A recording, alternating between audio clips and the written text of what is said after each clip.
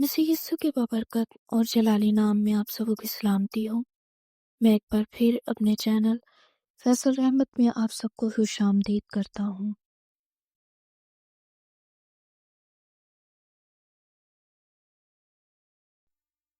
हुज़ूरुल मसीह कौन है? हुज़ूरुल मसीह को हज़रत ईसा मसीह, यस्सु मसीह, मसीह इब्ने मरियम और रूहुल्लाह व कलमतुल्लाह भी कहा जाता है। कई दूसरी ज़ुबानों में आपके कई और नाम भी हैं। इस किताबचा के लिखने का मकसद उनके नामों की फहरिस्त पेश करना नहीं, बल्कि कुतुबे समाविया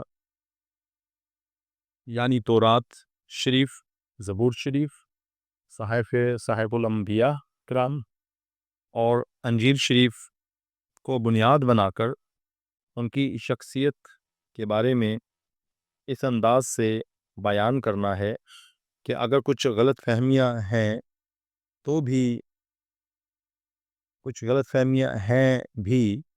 तो दूर हो जाए।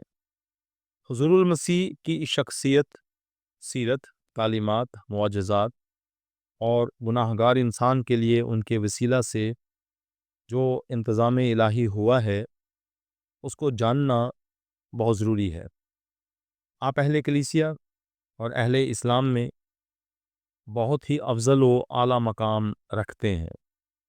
ज़ेल में इंतहाई इख्तिसार से उनकी हयात अक़दस के बारे में बयान किया जा रहा है ताकि हर ख़ास व आम शख्सियतुल मसीह से वाकिफ़ हो जाए। इस किताबचा में ऐसे हक़ाइक़ को पेश किया जा रहा है जो हुज़ूरुल मसीह को बाकी इंसानों से मुनफरिद ठहराते हैं। पेशन गोइयाँ, हुज़ूरुल मसीह की आमद कैसे और क्यों हुई, इस मौजू पर बाद में बात की जाएगी, लेकिन यहाँ ये बयान करना लाजिम है कि आपकी आमद अचानक और हादसाती तौर पर नहीं हुई, बल्कि अंबिया इकराम की सैकड़ों पेशन गोइयों के मुताबिक हुई है। हज़ारों साल पहले अल्लाह तबारक व तआला खुद तौरात शरीफ की पहली किताब में अबलीस को सज़ा देते हुए सबसे पहले पेशन गोई फरमाते हैं कि मैं तेरी और औरत की नस्ल के दरमियान अदावत डालूंगा और तू उसकी एड़ी पर काटेगा और वो तेरे सर को कुचलेगा।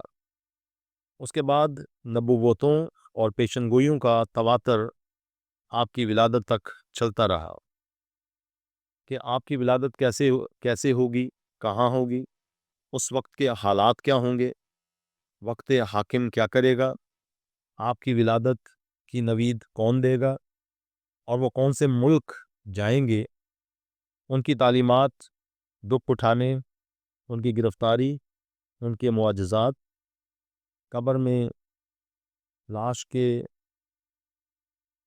ना पड़े रहने देने और जी उठने, यहाँ तक कि दोबारा आमद से मुतल्लिक भी पेशन गोइयाँ हैं। और आप तशरीफ़ लाए तो इन पेशन गोइयों की तकमील हुई।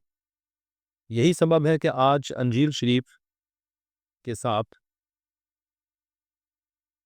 तौरात शरीफ भी है, जो बज़ाहिर एक ही किताब है, ताकि अगर पेशन गोइयों को तलाश किया जाए तो कहीं और जाने की ज़रूरत ना पड़े, बल्कि साथ ही तौरात, ज़बूर, सहाइफ़ुल अंबिया में उन्हें तलाश कर लिया जाए। याद रहे कि इस छोटे से किताबचा के जितने भी मज़ामीन हैं उन सब की बाबत एक नहीं कई पेशन गोइयाँ पहले से मौजूद थीं और आपने तशरीफ़ लाकर उन पेशन गोइयों की तस्दीक को तकमील फरमाई। विलादत बासआदत, विलादत से मुतल्लिक पेशन गोइयों की बात यहाँ पर दोहराने की ज़रूरत नहीं। ज़ौक़ हो तो तौरात शरीफ, ज़बूर शरीफ और सहाइफ़ुल अंबिया की तिलावत की जा सकती है, जो आपकी अपनी ज़बान में तर्जुमा की सूरत में मुयस्सर है। अगर आपके पास नहीं تو 10 روپے والے 100 روپے والے کے 100 روپے کے غیر استعمال شدہ ڈاک ٹکٹ ہمیں بھیجیں تو ہم آپ کو یہ مکمل بھیج دیں گے۔ یہاں پر صرف اس بات کا ذکر کرنا ضروری ہوگا کہ آپ کی ولادت ایسی تھی کہ جیسے کسی اور شخص کی نہیں ہوئی۔ یہ ولادت قوانین فطرت سے ہٹ کر تھی، کیونکہ آپ کی ولادت میں کسی مرد کا کوئی کردار نہیں تھا، بلکہ صرف اور صرف عورت یعنی حضرت مریم صدیقہ سے معجزانہ طور پر روح القدس کی تحریک سے پیدا ہوئے۔ ایسی پیدائش سے متعلق حضرت یسایہ نے پہلے ہی پیشن گوئی کی تھی۔ نسل تو عموماً مرد سے چلتی ہے، لیکن ایسی ولادت کے سبب سے ہی فرمایا گیا تھا کہ آپ عورت کی نسل ہوں گے۔ انبیاء نبوتوں کے مطابق آپ کی ولادت بیت الحم میں ہوئی۔ اجرام فلک نے اور فرشتوں نے امیر و غریب کو ولادت المسیح کی خوشخبری سنائی۔ مسیحا کی ولادت پر ان نبوتوں اور پیشن گوئیوں کی تکمیل کے سبب سے اس بات کی بھی تصدیق ہو گئی کہ خدا نے جو ہزاروں سال پہلے بنی نوع انسان سے مسیحا کی آمد سے متعلق وعدے کیے تھے وہ بھولا نہیں، بلکہ ان کو پورا کیا، اور ہمارا خدا سچا اور برحق ہے جو جھوٹ نہیں بولتا۔ تعلیمات۔ حضور المسیح کی تعلیمات بھی اس قدر لاسانی اور منفرد ہیں جو ہر زمانے کے لوگوں کو بہت عزیز ہیں۔ ایسے تمام مسیحی لوگ جو مسیحا کے واقعی پیروکار ہیں وہ اپنی زندگی سے تعلیمات المسیح کی عکاسی کرتے ہیں۔ آپ نے عبادت کے جسمانی طریقوں سے کہیں زیادہ دل کی تبدیلی پر زور دیا، ظاہری صفائی سے کہیں زیادہ باطن کی صفائی کا ذکر فرمایا، نیت و خیال اور سوچ کی پاکیزگی پر زور دیا، دشمنوں سے محبت کرنے اور اپنے ستانے والوں کے لیے دعا کرنے کا درس دیا، زیادتی کرنے والوں کو معاف کرنے کی تلقین کی اور فرمایا کہ بدلہ مت لو کیونکہ یہ تمہارا نہیں بلکہ خدا کا کام ہے۔ طلاق سے منع فرمایا، کثرت ازواج سے منع فرمایا۔ آپ نے نہ صرف قتل کرنے کو منع قرار دیا بلکہ فرمایا کہ اپنے بھائی پر غصہ ہونے کی صورت میں بھی تم صدر عدالت کی سزا کے لائق ہوگے۔ آپ نے یہ بھی فرمایا کہ زنا کے عمل سے گزرنا ہی زنا نہیں، بلکہ اگر کسی دوشیزہ کی طرف بری نیت سے دیکھا ہی تو گویا تو زنا کے عمل سے گزر گیا۔ آپ نے لکیر کا فقیر ہونے کی مخالفت کی۔ آپ نے ہر طرح کی روحانی کرپشن کے خلاف آواز اٹھائی، اپنے پڑوسی کی کسی چیز کا لالچ نہ کرنے اور اس سے محبت کرنے کی بابت تعلیم دی۔ آپ نے کوئی فوج تیار نہیں کی کہ دوسروں کے خلاف لڑا جائے، بلکہ تلوار کو میان میں رکھنے کا درس دیا۔ اگر آج مسیحا کی تعلیم کی پیروی کی جائے تو گارنٹی کے ساتھ کہا جا سکتا ہے کہ یہ دنیا امن و سکون کا گہوارہ بن جائے گی۔ کوئی خاص مخصوص تعداد میں روزے رکھنے کا حکم نہیں دیا، مگر خود ضرور رکھے اور رکھنے کا اصول بھی بتایا۔ مسیحا کے پیروکاروں کے لیے روزے فرض نہیں بلکہ اختیاری ہیں، اور ضروری ہے کہ جو بھی روزہ رکھیں اس کے پیچھے کوئی خاص مقصد ہو۔ آپ نے نیری بھوک ہڑتال سے منع فرمایا، اور ان کا مطلب یہ تھا کہ اگر آنکھ، زبان، خیال، دل، نیت اور ارادہ کا روزہ نہیں تو پھر بھوک ہڑتال کرنے کا کوئی فائدہ نہیں۔ آپ نے کوئی خاص مخصوص طریقے کی نماز ادا کرنے کو نہیں کہا، لیکن ہر پل درس دیا کہ ذات الہی کی فرما برداری کرو، اور در حقیقت یہی عبادت ہے۔ تعلیمات المسیح کے مطابق کوئی ایسا مخصوص جملہ نہیں جو زبان سے ادا کیا جائے تو کوئی شخص ان کا پیروکار ہو جاتا ہے، بلکہ یہ دل کی بات ہے۔ اگر دل تیار نہیں تو زبان سے کلمات ادا کرنے کا کوئی فائدہ نہیں۔ جانوروں کی قربانی کرنے کی کوئی تعلیم نہیں دی، کیونکہ اگر دل خدا تعالیٰ سے دور ہو تو خدا قربانیوں یا چڑھاووں سے خوش نہیں ہوتا۔ آپ نے حمد و ثنا کی قربانی اور اپنے بدن کو ایسی قربانی کے طور پر پیش کرنے کی تعلیم دی جو قربانی خدا تعالیٰ کے حضور مقبول ہو۔ آپ نے نیک کام کرنے کی تلقین کی کہ لوگ تمہارے نیک کاموں کو دیکھ کر پروردگار کی تمجید کرنے والے ہوں، لیکن یہ اس بات کے لیے نہیں تھے کہ یہ ہماری نجات یا مخلصی کی ضمانت ہے۔ معجزات، حضور المسیح کے معجزات کی تصدیق تو کئی اور ذرائع سے بھی ہوتی ہے، لیکن انجیل شریف میں نہ صرف عام بیماریوں سے شفا بخشنے بلکہ کوڑیوں کو پاک صاف کرنے، اندھوں کو قوت بینائی بخشنے، گونگوں کو قوت گویائی بخشنے، جنات سے دکھ اٹھانے والوں کو آزاد کرنے، اور یہاں تک کہ فطرت پر بھی اختیار حاصل تھا اور موسم کو حکم دے کر ہوا اور پانی کے طوفانوں کو تھما دیتے تھے۔ آپ نے 4 دن کے مردے کو اور اس کے علاوہ کئی اور مردے بھی زندہ فرمائے۔ آپ نے فرمایا کہ ارض و سماح کا کل اختیار مجھے دیا گیا ہے۔ آپ کے صرف کہہ ہی دینے سے دور ہی مریض ایمان ہی کے سبب سے شفا پا جاتے تھے۔ آپ کے پاس گناہوں کے معاف کرنے کا اختیار تھا۔ عزیزو، معجزہ یہ نہیں کہ خالق کائنات کی بنی ہوئی چیزوں کو بگاڑا جائے، بلکہ بگڑی ہوئی چیزوں کا سنوارنا معجزہ ہے۔ آپ نے جو بھی معجزات کیے وہ سر عام کیے اور ان معجزات کے چشمدید گواہ بھی تھے۔ آپ نے جتنے بھی معجزات فرمائے ان سب کے وسیلہ سے خدا تعالیٰ کی شان بڑھی، یعنی اس کا جلال ظاہر ہوا۔ آپ کے تمام تر معجزات دوسروں کی بھلائی کے لیے تھے۔ حیات طیبہ، چونکہ آپ کی ولادت میں کسی مرد کا کوئی کردار نہ تھا اور روح پاک کی قدرت سے ایک پاک دامن کنواری سے پیدا ہوئے، جس سبب سے آپ کی زندگی بھی بے عیب تھی۔ آپ نے کبھی کوئی گناہ نہیں کیا، آپ بالکل پاک، معصوم و بے عیب تھے۔ یہی تو سبب ہے کہ جیسے کوئی ڈاکو کسی دوسرے ڈاکو کی ضمانت نہیں دے سکتا، اسی طرح ایک گناہ گار کسی دوسرے گناہ گار کو بارے گناہ سے بھی نہیں بچا سکتا۔ حضور مسیح نے کبھی کسی کی طرفداری نہیں کی، غرور، حسد اور بدلہ کی روح ان میں نہیں تھی۔ ان کی تعلیمات کی مکمل طور پر عکاسی ان کی زندگی سے ہوتی ہے، ان کی زندگی سے ہوتی ہوئی نظر آتی ہے۔ آپ نے فرمایا کہ ہاں کی جگہ ہاں اور نہ کی جگہ نہ کہو، نہ شریر کا مقابلہ کیا اور نہ ہی شریر کا مقابلہ کرنے کے لیے کہا گیا۔ قسم کھانے سے بالکل منع فرمایا۔ عیب جوئی، الزام تراشی اور کشت و خون سے سختی سے منع کیا گیا۔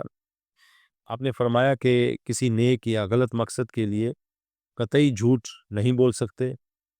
آپ نے محبت، امن اور بھائی چارے کا درس دیا۔ مذہبی تصادم اور خون ریزی کی کوئی تعلیم نہیں ملتی۔ آپ خواہشوں کے غلام نہیں تھے بلکہ خواہشیں آپ کی غلام تھیں۔ آپ نے شادی نہیں کی بلکہ وہ کیا جس کے کرنے کے لیے آپ اس دنیا میں تشریف لائے تھے۔ آپ کی داڑھی مبارک تھی لیکن کہا نہیں کہ تم بھی رکھو۔ اس کے رکھنے یا نہ رکھنے سے ہمارا جسمانی یا روحانی کوئی فائدہ یا نقصان نہیں ہے۔ موت، جیسا کہ پہلے بھی بتایا جا چکا ہے کہ حضور المسیح کی موت سے متعلق بھی انبیاء اکرام کی پیشن گوئیاں موجود ہیں۔ یہ بھی پیشن گوئیاں موجود ہیں کہ آپ کی گرفتاری کیسے ہوگی، آپ کا دام چکایا جائے گا، ایک رفیق آپ کو بھوسا لے کر پکڑوائے گا، آپ کی پوشاک پر کرہ ڈالا جائے گا، آپ کی کوئی ہڈی توڑی نہیں جائے گی، آپ کو پشت پر مارا جائے گا، ہاتھوں اور پاؤں میں کیل ٹھونک کر لکڑی یعنی صلیب پر لٹکایا جائے گا، آپ نے صلیب پر لٹکے ہوئے جان کنی کے عالم میں بھی اپنے ستانے والوں کے لیے دعا کی۔ اناجیل کے مطالعہ سے آپ جانیں گے کہ مسیحا کے ساتھ یہ سب کچھ ہوا اور یہ کتب سابقہ کی نبوتوں کی تکمیل ہوئی۔ کوئی ایک بھی ایسی نبوت نہیں جو پوری نہ ہوئی ہو۔ مسیحا کی موت کا سبب کوئی ان کا گناہ نہ تھا، بلکہ بنی نوع انسان کے لیے کفارہ ہونے کے لیے صلیب پر جان دے رہے تھے۔ اس موضوع پر مزید تفاصیل کے لیے انجیل شریف کا مطالعہ فرمائے۔ تدفین، صلیب کلوری پر جان دینے کے بعد مسیحا کی تدفین ایک ایسی قبر میں ہوئی جو مستعار لی گئی تھی، یعنی کسی دولت مند آدمی کی قبر میں آپ کو رکھا گیا۔ ممکن ہے کہ اس کی وجہ یہ بھی تھی کہ مسیحا کو 3 دن بعد زندہ ہونا تھا۔ اس وقت کے دستور کے مطابق آپ کی قبر ایک غار میں تھی اور آپ کو کفن پہنا کر اور خوشبوئیں لگا کر دفنایا گیا۔ بعد از تدفین قبر کے منہ پر بھاری پتھر رکھا گیا اور شاہی مہر لگا دی گئی تھی۔ قبر کے باہر رومی سپاہی پہرا دینے کے لیے کھڑے کیے گئے کہ کہیں ان کی لاش کو ان کے حواری چرا نہ لے جائیں۔ نیکودیمس اور ارمتیا کے رہنے والے یوسف کو، جو آپ کے پوشیدہ پیروکار تھے، یہ اعزاز حاصل ہوا کہ آپ کی لاش کو صلیب پر سے اتار کر دفن کریں۔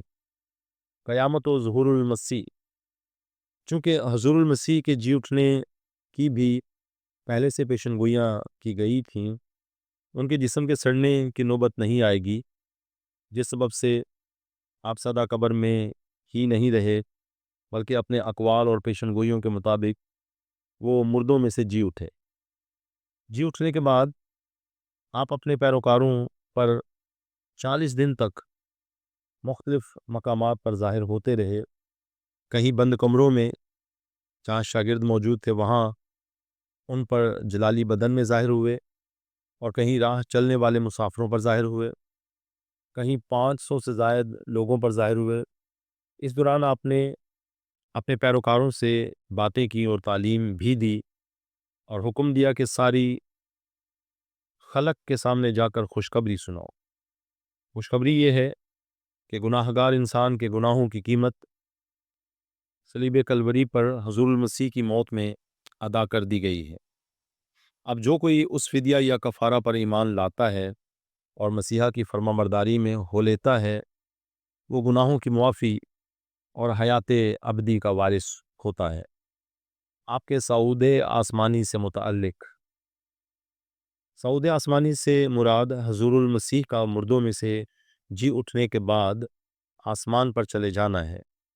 یہ اس وقت کی بات ہے کہ جب وہ حضور المسیح کے حواریوں کے پاس بیٹھے تعلیم حاصل کر رہے تھے کہ یکایک آسمان سے ایک بادل آیا اور آپ ہویا اس بادل کے رتھ میں سوار ہو کر آسمان پر چلے گئے۔ اس کی کیا وجہ تھی کہ آپ قبر میں ہی نہیں رہے اور آسمان پر چلے گئے؟ اس کی ایک وجہ تو وہ پیشن گوئیاں تھیں جن کا پورا ہونا ضرور تھا، اور دوسری بات یہ ہے کہ آپ آسمان سے ہی آئے تھے اور آسمان پر جانے کی راہ بھی جانتے تھے، جس سبب سے وہ آسمان پر گئے۔ اگر آپ زمین سے ہوتے تو پھر باقیوں کی طرح زمین پر ہی ہوتے۔ آپ نے جاتے وقت اپنے پیروکاروں سے یہ بھی فرمایا کہ جاتا ہوں کہ جا کر تمہارے لیے جگہ تیار کروں، تاکہ پھر آ کر تمہیں بھی اپنے ساتھ لے جاؤں، تاکہ جہاں میں ہوں وہاں تم بھی ہو۔ یاد رہے کہ آپ ایسے ہی زندہ بن موت کے آسمان پر نہیں اٹھائے گئے، ورنہ انسان کا کفارہ نہ ہوتا۔ وہ مر گئے، دفن ہوئے اور پھر جی اٹھے اور اس کے بعد آسمان پر اٹھائے گئے۔ آمد ثانی سے پیشتر حالات، مسیحا نے اپنی آمد ثانی سے پہلے کے حالات سے متعلق جو کچھ فرمایا وہ آج ہم اپنی آنکھوں سے پورا ہوتا ہوا دیکھ رہے ہیں۔ آپ نے فرمایا کہ قوم پر قوم چڑھائی کرے گی، محبت ماند پڑ جائے گی، خاندانوں میں اتفاق نہ ہوگا، لڑائیاں اور لڑائیوں کی افواہیں ہوں گی، قحط پڑیں گے، زلزلے اور بھونچال آئیں گے۔ مسیحا نے فرمایا، دیکھ میں جلد آنے والا ہوں، اور ہر ایک کو اس کے کاموں کے موافق دینے کے لیے اجر میرے پاس ہے۔ آپ بادلوں پر آنے والے ہیں اور سب فرشتے آپ کے ساتھ آئیں گے۔ انجیل شریف کے مطابق جب آپ بادلوں پر آئیں گے تو اس وقت براہ راست زمین پر نہیں آئیں گے۔ وہ مومنین جو مسیحا پر ایمان لا کر زندگی گزارتے رہے، اگر مر گئے تو جی اٹھیں گے، اور اگر زندہ ہوں گے تو وہ زندہ ہی آسمان پر نورانی بدنوں میں اٹھائے جائیں گے۔ جو لوگ باقی زمین پر رہ جائیں گے ان کے لیے وہ بہت ہی زیادہ مصیبت کا زمانہ ہوگا۔ یہ وہ ہوں گے جنہوں نے حضور المسیح کو قبول نہیں کیا۔ قریباً 7 سال کا عرصہ مومنین مسیحا کے ساتھ آسمان پر رہیں گے، اور اس کے بعد آپ انہی مومنین کے ساتھ زمین پر تشریف لائیں گے اور بادشاہوں کے بادشاہ کے طور پر ابدی بادشاہی کریں گے۔ انجیل شریف کے مطابق ہر ایک گھٹنا ان کے حضور جھکے گا، اور ہر ایک زبان اقرار کرے گی کہ یسوع مسیح خداوند ہے۔ یاد رہے کہ اگر ہم آج نہیں جھکیں گے تو کل جھکنا پڑے گا، اس لیے دیر نہ کریں، کیوں نہ آج ہی جھک جائے۔ میری دعا ہے کہ قادر مطلق خدا ہماری روحانی آنکھیں اپنے نور سے منور فرمائے کہ ہم حضور المسیح کی شخصیت کو احسن طریقہ سے پہچان پائیں، اور فردوس بری کی واحد راہ پر بذریعہ ایمان رواں ہو سکیں۔ آمین۔ حرف آخر۔ اے جوان، تو اپنی جوانی میں خوش ہو اور اس کے ایام میں اپنا جی بہلا، اور اپنے دل کی راہوں میں اور اپنی آنکھوں کی منظوری میں چل، لیکن یاد رکھ کہ ان سب باتوں کے لیے خدا تجھ کو عدالت میں لائے گا۔ پس غم کو اپنے دل سے دور کر اور بدی اپنے جسم سے نکال ڈال، کیونکہ لڑکپن اور جوانی دونوں باطل ہیں۔ اب سب کچھ سنایا گیا، حاصل کلام یہ ہے کہ خدا سے ڈر اور اس کے حکموں کو مان، کہ انسان کا فرض کلی یہی ہے، کیونکہ خدا ہر ایک فعل کو ہر ایک پوشیدہ چیز کے ساتھ، خواہ بھلی ہو خواہ بری، عدالت میں لائے گا۔ حضرت سلیمان بن داؤد